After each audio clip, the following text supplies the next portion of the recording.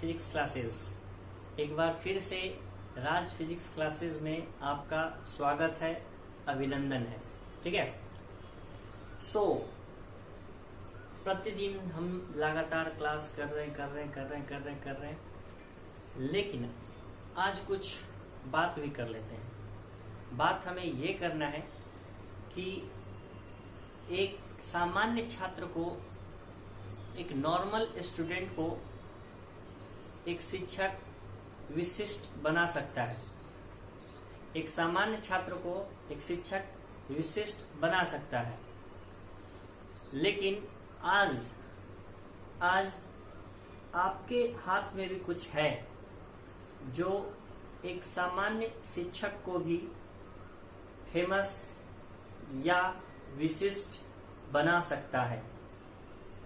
मेरा कहने का अभिप्राय यह है कि अगर आप हमसे YouTube पर पढ़ते हैं, इसके लिए कोई फी आपको नहीं देना है।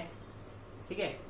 इसके लिए आपको ऐसे सोचते हैं कि आप हमें कुछ दें, कुछ गुरु दक्षिणा दें, तो मैं बस एक ही गुरु दक्षिणा मांगूंगा कि आप हमारे लेक्चर को ज्यादा से ज्यादा लोगों तक पहुंचाएं, जिससे जिन छात्रों को फिजिक्स में डर लगता है या परेशानी मिलती है, उस परेशानी को वह दूर करे। और मैं एक सामान्य शिक्षक हूँ, सरल भाषा में आपके सामने लेक्चर रखता हूँ। तो आपसे निवेदन है, अपील है कि आप जो भी कमजोर छात्र हैं उनको मेरा लेक्चर दिखाएं, और चाहे वो कहीं भी पढ़ते होंगे या कहीं भी यूट्यूब चैनल से पढ़ते हैं, एक बार हमारा लेक्चर दिखलाएं उनको जरूर। मैं आपको सुनिश्चित करता हूं कि उनको हमारा लेक्चर जरूर समझ में आएगा। ये हमारा कहने का मोटो ये है कि हमारे चैनल को आप लाइक तो करें ही करें, ताकि मुझे खुशी हो और मैं और भी कुछ अच्छा वीडियो आपके सामने अच्छे क्वालिटी में और अच्छे ज्ञान के भंडार के साथ आपको कुछ दे सकूं। ये आपसे अपील है। उसके बाद कमेंट करें। अगर कोई भी लेक्चर में आपको कोई भी पॉइंट नहीं समझ में आता है, तो या आपको नोट चाहिए तो आप कमेंट करें। कोई बात अच्छी लगे तो भी कमेंट करें।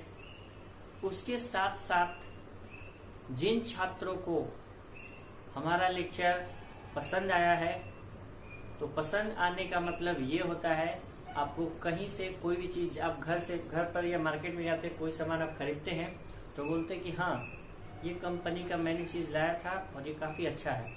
तो जस्ट आप हमारे ब्रांड एम्बेसडर बनिए, आप हमारे ब्रांड एम्बेसडर बनिए। आप ही हमारे विराट कोहली हैं, आप ही हमारे अमिताभ बच्चन हैं।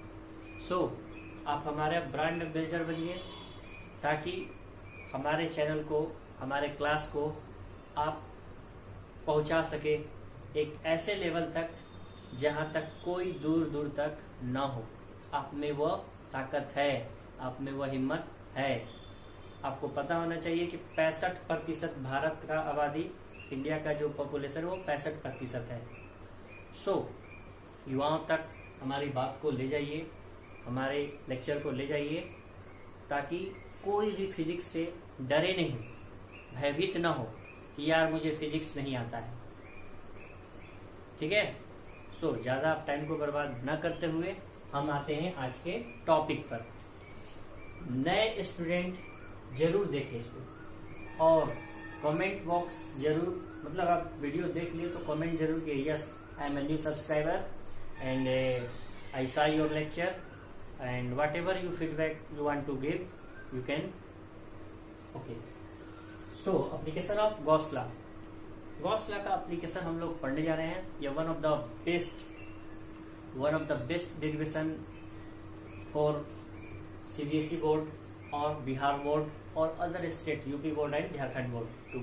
ठीक है। और भी बोर्ड में होते हैं, क्योंकि मैं तो एक ही बोर्ड से बिलोंग करता हूँ। ज्यादा बोर्ड के बारे में ये नहीं बता सकता कि इम्पोर्टेंट है या नहीं, लेकिन CBSE और बिहार बोर्ड और यूपी और ये झारखंड का तो मैं जानता हूँ। ठीक है। क्योंकि प्रीवियस ईयर जब भी हमारे पास बुक आते हैं तो आसपास जो स्टेट्स हैं उनका भी जरूर उसमें साइड में लिखा रहता है कि ये क्वेश्चन आपका आया हुआ है एग्जाम में। तो देखिए पहला इसमें एप्लीकेशन ये है कि electric field due to infinitely long straight charge wire. एक लॉन्ग स्टेट चार्ज वायर के कारण इलेक्ट्रिक फील्ड इंटेंसिटी क्या होता है। जैसे ये देखिए, ये क्या है, एक समझेंगे कि ये चार्ज वायर है, ठीक है। ऐसे वायर तो है नहीं, मार्कर है, लेकिन मान लीजिए, मानने पर ही दुनिया टिका हुआ है, ठीक है। जैसे आप मैथ में x मान लेते हैं, तो हम आपको सपोज करा लिए क्या कि ये मार्कर जो है वो एक मतलब कंडक्टर है और ये लॉन्ग है, क्या है, लॉन्ग है, और इस पर जो चार्ज डिस्ट्रीब्यूट है अलोंग ए लाइन है। कैसा है देख लीजिए, अलोंग ए लाइन ऐसे। तो अलोंग ए लाइन जैसे ही वर्ड आया तो आपको तुरंत याद आता है क्या, लीनियर चार्ज डेंसिटी।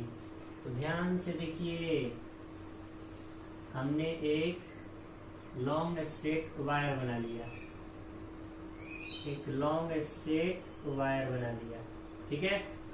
इस पर क्या है, चार्ज डिस्ट्रीब्यूट है अलोंग ए लाइन, प्लस दिख रहा है, आई बात समझ में, अलोंग ए लाइन इस पर चार्ज डिस्ट्रीब्यूट है, ठीक है। अलोंग ए लाइन इस पर क्या है, चार्ज डिस्ट्रीब्यूट है। अब ये हो गया आपका इसका पी पॉइंट, क्या हो गया, एक पी पॉइंट। इस पी पॉइंट पर हमें क्या निकालना है, इलेक्ट्रिक फील्ड इंटेंसिटी। इस पी पॉइंट पर हमें क्या निकालना है, इलेक्ट्रिक फील्ड इंटेंसिटी। तो देखिए अब डायरेक्टली हम यहाँ पर नहीं आ सकते हैं, या फिर इस पॉइंट पर हम नहीं आ सकते हैं। इसके लिए हम क्या करेंगे, ये तो जहां भी आपको निकालना होता है उसको कंसीडर कर लिया जाता है, वहां पर आर डिस्टेंस है, कैसा डिस्टेंस है, आर डिस्टेंस है, ठीक है। तो हम एज्यूम कर लिए, ठीक है। जैसे ये हम देख रहे हैं, क्या लाइट जला लेते हैं उसके बाद चलते।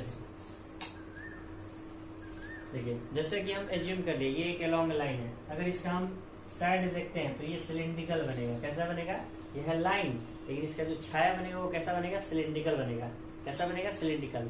वैसे ही ये एज्यूम कर लिए कि ये आपका जो वायर है इसके कारण एक गॉसियन सरफेस जो है वह आपका क्या है, सिलिंड्रिकल है, ठीक है।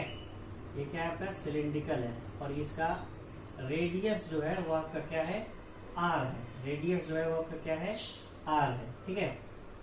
कुछ ज्यादा ही, चलिए कोई बात नहीं।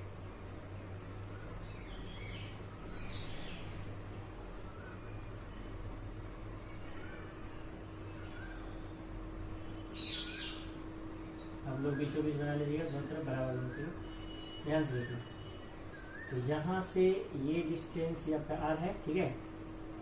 अब आगे देखिए इसमें स्टेप बाय स्टेप बता रहे हैं। इसमें जो है 3 पार्ट्स होंगे, ठीक है। इस सिलेंडर का 3 पार्ट्स होगा।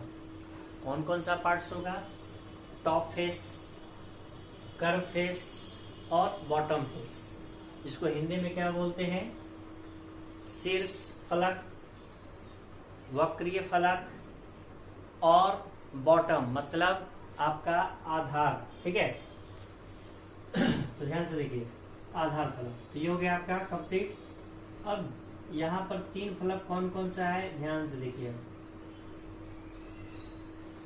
एक फलक आपका शीर्ष फलक है, याद रखेंगे इलेक्ट्रिक फील्ड जो है वह ऑलवेज सबके लिए यही होगा, सबके लिए आगे नहीं होगा। ये इसके लिए भी क्या होगा, यही होगा, इसके लिए भी यही होगा, ठीक है। इसके लिए यही होगा, तीनों के लिए इलेक्ट्रिक फील्ड आपका एक डायरेक्शन में दिखला दिया हमने। आगे देखिए, आगे क्या करते हैं, इसका एरिया वेक्टर। तो यहाँ पर ध्यान से देखेंगे, एरिया वेक्टर इसका एक ही डायरेक्शन में है। इसका क्या देख रहे हैं, इसका एरिया वेक्टर इसका जो है वो आपका ds ऐसे है, ठीक है। अब इसका एरिया वेक्टर क्या है, ds। तो यहाँ पर हम क्या देख रहे हैं यहाँ पर जो एरिया वेक्टर है वह नॉर्मल है, यहाँ पर क्या है, नॉर्मल है। यहाँ पर थीटा क्या हो जाएगा, 0 डिग्री। इतनी बात समझ में आई। अब आगे देखिए, डरिए मत, ज्यादा तेज मैंने बोल दिया, देखिए ध्यान से। अब आगे तो 3 सरफेस हो गया। 3 सरफेस के बारे में हमने कंसीडर कर लिया। तो सबसे पहले करना क्या है, ध्यान से देखिए। सबसे पहले जो कुछ भी आपको डायग्राम में दिख रहा है उसको पहले यहाँ कंसीडर करके आपको लिखना है, ठीक है। कंसीडर वाला जो बात होता है वह बात यहाँ लिख लेना है। क्या कंसीडर कर लेंगे, तो कंसीडर ये आपका एक क्या है, ए बी एक वायर है, ठीक है। Consider a wire A B, और यहाँ पर इसका क्या हो जाएगा, रेडियस ये मान लेंगे, ठीक है। तो consider a infinitely long straight wire A B, ठीक है। उसके बाद whose linear charge density is lambda, there is a linear charge density lambda हो गया। उसके बाद there is a point P with distance r from wire where we have to determine electric field। यहाँ consider क्या कर लेना है कि एक मान लेते हैं कि एक infinitely long straight wire A B है, ठीक है। उसके बाद यहाँ पर इसके कारण हमें क्या करना है, एक इसके कारण पहले जो लीनियर चार्ज डेंसिटी वो है वो आपका क्या है, लेमडा है। ये लेमडा द्वारा हम लीनियर चार्ज डेंसिटी को डिनोट करते हैं, रैखिक आवेश वितरण। उसके बाद ध्यान से देखिए, उसके बाद हमें बात करना है क्या कि एक पॉइंट P है, यही वो पॉइंट P है, यहीं पर हमें क्या निकालना है, इलेक्ट्रिक फील्ड इंटेंसिटी। उसके बाद हमने कंसीडर क्या करना है कि उसके बाद हम क्या कंसीडर करेंगे, assume a Gaussian surface around a wire which is cylindrical, ठीक है, having radius small r and length l, ठीक है, एंड लेंथ एल। अब आगे देखते हैं, ये कंसीडर वाला काम यहाँ पर आपको मिल जाएगा थोड़ी देर में, ठीक है, या कॉपी पे नोट्स पे लिखा हुआ मिल जाएगा, ठीक है। अब आगे देखते हैं, टाइम ज्यादा लगेगा इसलिए लिखने में, इसलिए आगे देखते हैं। अब ये 3 सरफेस के बारे में बता दिए, जो 3 जो पार्ट्स होगा वो टॉप फेस, कर्व फेस और बॉटम फेस। कंसीडर के बाद ये फेस लिख देना है। अब आगे आते हैं, देखिए अब आगे आने पर क्या क्या मिलेगा उसके बारे में बात करते हैं। देखिए, from linear charge density, linear charge density से क्या जानते हैं, लेमडा बराबर क्या होता है, Q बाई एल। अगर हम Q के टर्म में बात करेंगे तो क्या होगा, लेमडा इंटू एल होगा। तो ये हो गया इक्वेशन नंबर 1, ठीक है। अब आगे देखते हैं, फ्रॉम गॉस लॉ से क्या जानते हैं, फाई बराबर क्या होता है, Q बाई एप्सिलॉन नॉट। ये वाला Q का मान यहाँ रख देते हैं। क्या है Q का मान, लेमडा एल, याद रखेंगे, ठीक है, क्योंकि यहाँ लिख नहीं रहे हैं। फाई बराबर Q एप्सिलॉन नॉट होता है गॉस के नियम से। आगे देखिए, यहाँ पर हम Q का मान ये वाला रखते हैं, क्या, lambda L by epsilon not. ये हो गया इक्वेशन नंबर 2। अब हम लोग जानते हैं क्या, आगे देखिए, हम लोग जानते हैं क्या, इलेक्ट्रिक फ्लक्स बराबर एक और फॉर्मूला होता है, क्लोज इंटीग्रेशन ईडीएल। क्या होता है, क्लोज इंटीग्रेशन ईडीएल या ईडीएस, ठीक है, ईडीएस ही बात करेंगे। तो आगे देखिए एक और चीज, अब इस गॉसियन सरफेस से जो फ्लक्स गुजरेगा, पहले ये आपका कौन सा फेस है, ये आपका टॉप फेस, ठीक है, ये हो गया आपका बॉटम फेस, और ये हो गया आपका कर्व फेस,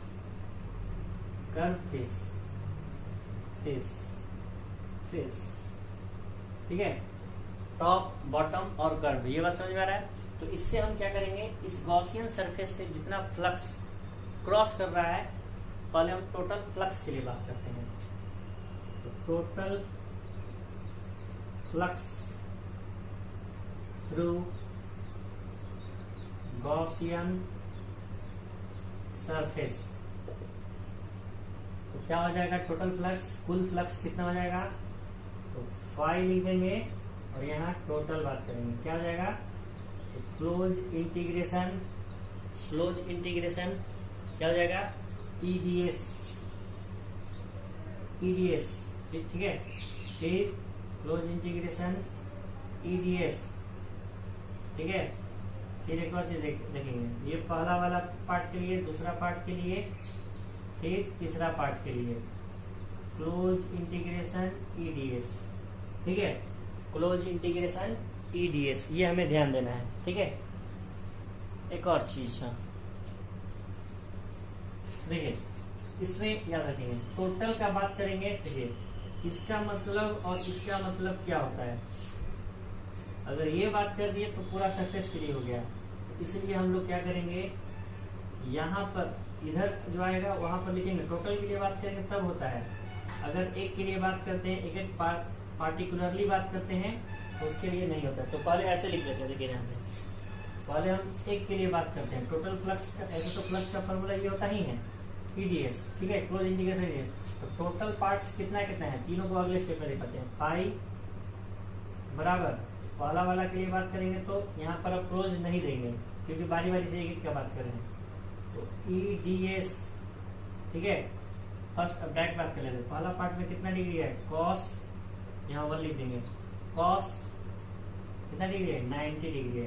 ठीक है, प्लस फिर क्या हो जाएगा, ईडीएस, सॉरी यहाँ कोई एक काम होगा, ईडीएस डायरेक्ट कर देते हैं। ठीक है, ईडीएस कॉस कितना डिग्री है, बीच वाला के लिए 0 डिग्री, ये दूसरा वाला के लिए हो गया। ठीक है, प्लस ईडीएस कॉस 90 डिग्री। ठीक है, ये तीसरा वाला के लिए हो गया। आई बात समझ में, फिर से देख लीजिए, वास्तव में ये आपका हटता है तो क्या होता है, ठीक है, हटेगा तो क्या हो जाएगा, यहाँ पर चलिए यहाँ डॉट दिखला दिए, ये हटेगा तो क्या हो जाएगा, E D S cos theta.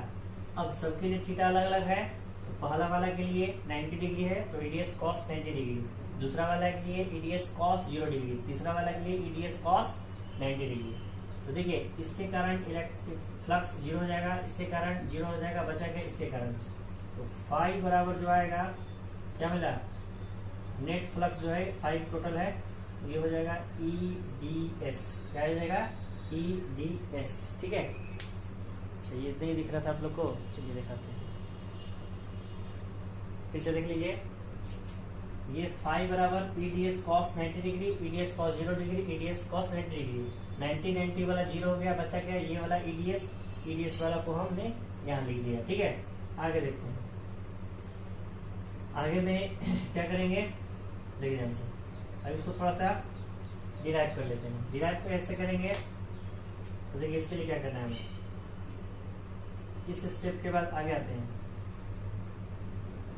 यहाँ लिख देते हैं।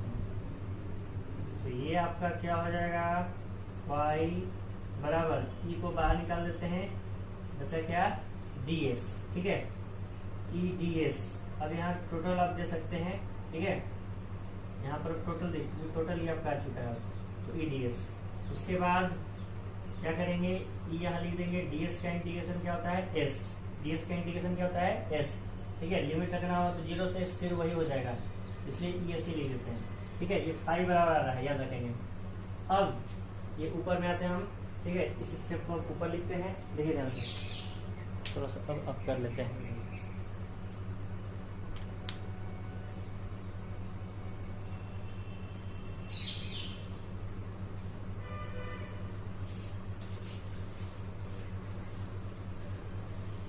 देखिए अब क्या करेंगे, फाई बराबर ई का मान यही रख देते हैं, और एस का मान क्या होता है, देखिए सरफेस एरिया ऑफ सिलेंडर क्या होता है, 2πRL, यानी एक बेलन का जो पृष्ठीय क्षेत्रफल होता है वो आपका 2πRL होता है, पढ़े होंगे 2πRL। इक्वेशन नंबर ध्यान से देखिए, अभी तक इक्वेशन नंबर कहाँ तक हुआ है, ये वाला 1 था। ठीक है, ये इक्वेशन नंबर इसको 2 मान लेते हैं, क्या मान लेते हैं, 2। ठीक है, 5 बराबर इससे पहले जो आया था, 5 इससे पहले जो आया था, 5 बराबर क्या था, lambda L by epsilon not आया था। ठीक है, इक्वेशन 1 था, इसको हम क्या करेंगे, इक्वेशन नंबर 2। तो क्या करेंगे, फ्रॉम इक्वेशन 1 and 2 ठीक है, जो भी होगा यहाँ इक्वेशन यहाँ देख लीजिएगा, एक होगा तो ये लिख देंगे, या बी होगा तो बी लिख देंगे। उम्मीद है ये दूसरा इक्वेशन होगा। चलिए इसको तीसरा मान लेते हैं, तो 2 और 3 से कर लेते हैं इक्वेशन। मतलब ये 5 जो आया था lambda L by epsilon not, इससे पहले जो मैंने रब कर दिया वो देख लीजिएगा, और उसके बाद ये। अब आगे देखिए इक्वेशन 1, 2 और 3 से हम क्या देखते हैं कि 5 ये भी होता है, 5 ये भी होता है। तो चलिए यहाँ पर हम क्या कर देते हैं, E इंटू 2 पाई आर एल, इसको मैंने यहाँ लिख लिया और उसके बाद यहाँ लिख लिया था क्या, lambda L by epsilon not. L से एल कैंसिल आउट हो गया, एल से एल कैंसिल आउट हो गया, ठीक है। अब हम ई के रूप में लिखते हैं, ई के रूप में लिखेंगे तो क्या हो जाएगा, यहाँ क्या बचा है लेमडा, और नीचे यहाँ क्या बचा है एप्सिलॉन नॉट, और यहाँ से 2 पाई आर यहाँ लिख दी, तो 2 पाई और यहाँ पर आर लिख दिए। एक तो आपका ये हो गया। अब इसके अलावा भी हम इसको आगे पहुंचा सकते हैं न्यूमेरिकल के लिए, ठीक है। ये भी आपका सही है प्रोसेस, यहाँ तक भी आप लिख सकते हैं, लेकिन न्यूमेरिकल बनाना होगा, आपको वैल्यू चाहिए पूरी तरह से कम्प्लीटली। क्या करेंगे, क्या करेंगे आगे, ई बराबर lambda 2 pi epsilon naught r, दोनों तरफ ऊपर नीचे, मतलब नोमिनेटर और डिनोमिनेटर में हम क्या करते हैं, 2 से डिवाइड कर देते हैं। ये क्या हो जाएगा 2 लेमडा, और ये 2 यहाँ से मल्टीप्लाई हुआ 4 पाई एप्सिलॉन नॉट आर, ठीक है। तो अच्छा से लिखेंगे तो ये क्या हो जाएगा, ई बराबर 1/4 पाई एप्सिलॉन नॉट, ठीक है, और 2 लेमडा बाई आर। इसे बोलने के क्रम में ऐसे अच्छा लगता है, ठीक है, देखने में भी, इसलिए हम ये करा निकलेंगे। अब न्यूमेरिकल के लिए आएगा, न्यूमेरिकल के लिए आएगा तो डायरेक्ट हम लोग ई बराबर वेक्टर फॉर्म में भी डायरेक्ट बात कर लेंगे, 9 इंटू 10 का पावर 9 2 लेमडा बटा में आर हो गया, और यहाँ आर के भेजिए तो वेक्टर फॉर्म में हो गया, ठीक है। और आप चाहे तो आगे क्यू के रूप में भी लिख सकते हैं, वैसे इतना काफी सही है। ये ठीक है, इसको आपको ध्यान देना है। आप ऐसे भी लिख सकते हैं, ऐसे भी लिख सकते हैं, ऐसा 2/2 से गुना क्यों किया, क्योंकि हमारे पास पहले से ही इतना का मान पता है और हमें ये वैल्यू नहीं पता था 2 पाई एप्सिलॉन नॉट, इसीलिए हम क्या करेंगे, ऊपर 2 नीचे 2 से मल्टीप्लाई कर देंगे, और ये 1/4 एप्सिलॉन नॉट आ गया, जिसके कारण इस वैल्यू को, ये वैल्यू हमारे लिए नॉन है, पहले से पता है, सब जानते हैं इतना वैल्यू, इतना का मान कितना होता है 9 इंटू 10 का पावर 9, इसलिए हमने 2/2 से मल्टीप्लाई कर दिया। इज इट क्लियर, समझ में आई बात? चलिए, बहुत ही अच्छी बात है कि आप जल्दी समझ जाते हैं और आप समझदार हैं। इसमें आपकी भूमिका भी है कि आप मेरी बातों को समझ जाते हैं आसानी से। आई बात समझ में? So this was all about today lecture. मिलते हैं एप्लीकेशन नंबर 2 के साथ। सो देखते रहिए एप्लीकेशन नंबर 2 के लिए। जो न्यू लोग हैं, न्यू व्यूअर हैं, तो सब्सक्राइब कर दे चैनल को, ठीक है। तो थैंक यू वेरी मच। घर पर रहिए, सुरक्षित रहिए।